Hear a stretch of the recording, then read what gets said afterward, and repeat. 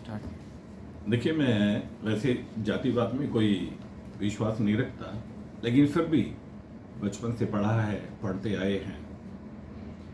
कई बार मुझे ये समझ में नहीं आता कि ठाकुर और राजपूत में क्या फर्क होता है। और कभी ठाकुर अपने को राजपूत बोलते हैं, कभी राजपूत कुछ अपने को ठाकुर बोलते हैं। तो ये मुझे समझ में कंफ्यूज हूँ कि ठाकुर कौन है, राजपूत कौन है, क्षत्रिय कौन है। और राजपूत तो मुझे जहाँ तक समझ में आया, बघेल राजपूत हैं, लोधे राजपूत हैं, रवे राजपूत हैं, और मजे की बात देखिए सांसी राजपूत हैं। और नहीं है तो मैं दिखा देता हूँ, मेरे पास है एक सर्टिफिकेट, सांसी राजपूत समाज। तो इस तरह से अगर राजपूत हैं तो फिर ठाकुर कौन है।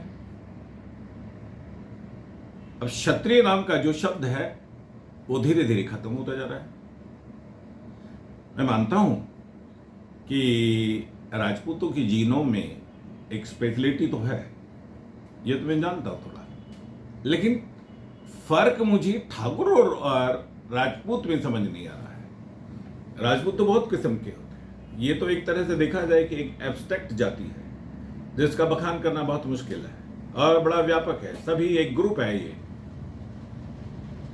गुर्जर भी राजपूत हैं, यादव भी राजपूत है, जाट भी राजपूत है, मार्शल कौम है ये, निडर कौम है ये। और हमेशा से मुझे तो लग रहा है कि जिसने संघर्ष किया है, जिसने स्ट्रगल किया है, वो निडर बने हैं। चाहे जंगल में रहने वाले हैं, या खेती का काम करने वाले हैं, या लड़ने मरने का काम करने वाले हैं।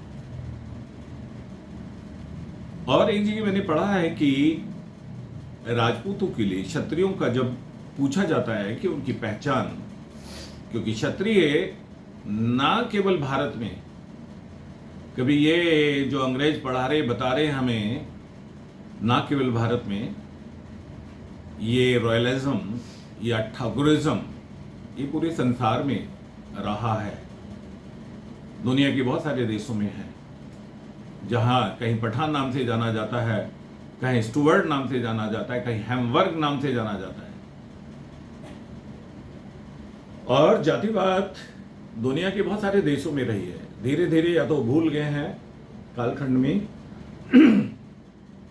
या बहुत ज्यादा वो एडवांस हो गए हैं। अब एक देखिए, ठाकुरों के बारे में या क्षत्रियों के बारे में पूछते हैं कि ये बताइए कि आपका गोत्र क्या है, आपकी कुलदेवी का नाम क्या है, आपके घोड़े की नाल का कोड क्या है, नगाड़े का क्या कोड है, आपका ध्वज क्या है। क्योंकि हर क्षत्रिय कहीं ना कहीं हमेशा से हर क्षत्रिय ने अपने घर से शहीदी दी है,